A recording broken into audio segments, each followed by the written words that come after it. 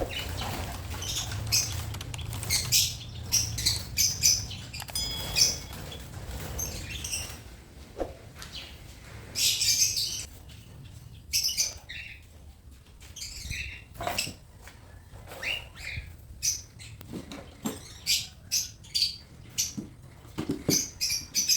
mga kagayam! In this video, papakita ko sa inyo kung paano ko i-install itong nest box dito sa bird cage.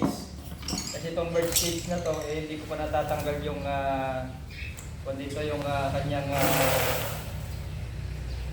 mga wires dito. So para matanggal yun, pwede kang gumamit ng plier bilang pamutol at ang ginamit ko naman ay itong hacksaw blade o itong talim ng lagaring bakal.